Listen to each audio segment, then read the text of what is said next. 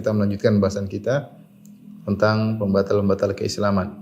Jadi kalau seorang menolong kaum musyrikin untuk menyerang kaum mukminin karena agama mereka, karena tidak suka kaum muslimin agama Islam maju, pinginnya agama non-muslim juga, non-Islam juga berkembang, agama kekufuran juga maju bahkan unggul mengalahkan agama Islam, maka ini adalah kekufuran. Karena berarti dia membantu kaum musyrikin karena untuk menolong agama mereka. Jadi kita akan sebutkan 3 model ya. Al-kubra maksudnya loyal secara total. Totalitas yaitu sehingga dia membela kaum musyrikin karena agamanya, senang dengan agama kaum musyrikin, ikut andil untuk memerangi kaum musyrikin, maka ini tidak diragukan adalah kekufuran. Sekarang yang kedua yang menjadi pembahasan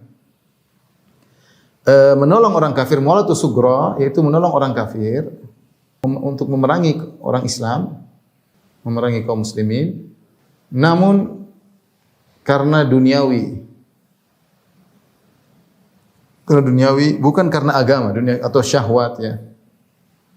Syahwat. Intinya bukan karena membela agama mereka, bukan karena cinta dengan agama mereka. Ada beberapa bentuk ya, beberapa model. Seperti contohnya, pertama adalah menjadi jasus, menjadi mata-mata. Menjadi mata-mata bagi orang-orang kafir.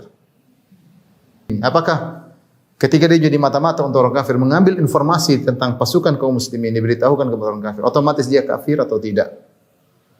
Padahal dia tidak, dia karena dunia. Beda kalau memang dia membantu orang kafir karena dia tidak suka dengan agama Islam atau dia cinta dengan agama non-muslim, maka dia kafir.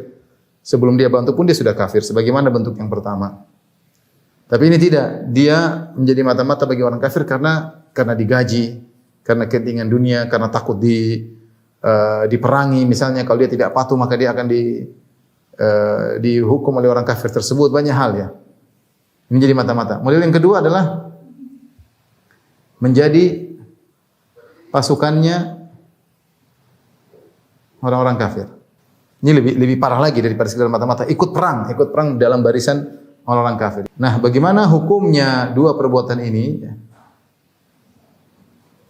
Adapun menjadi jasus, menjadi mata-mata, kalau niatnya bukan untuk menolong agama kaum musyrikin, tapi murni duniawi, maka kita dapati pernyataan para ulama mengatakan dosa besar tapi tidak sampai kafir. Jadi kalau ketemu ada orang Islam dalam barisan kaum musyrikin melawan orang Islam, kafir otomatis ya.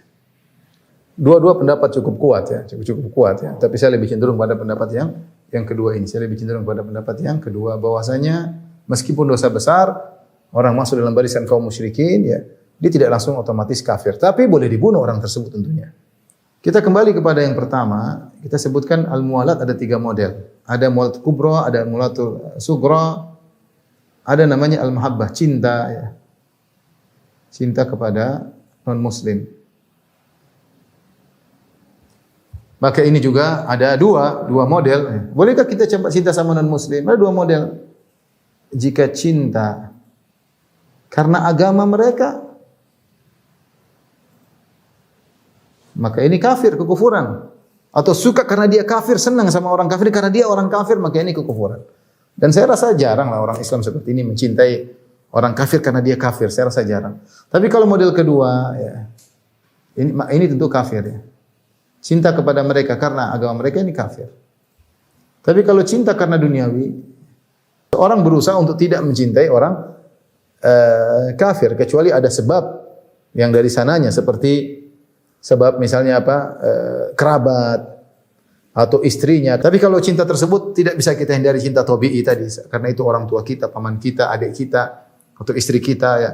Maka ini tidak jadi masalah, tidak sampai pada derajat dosa, dan ini diperbolehkan. Namanya cinta tabi'i ya, dan ini bukan merupakan kekufuran.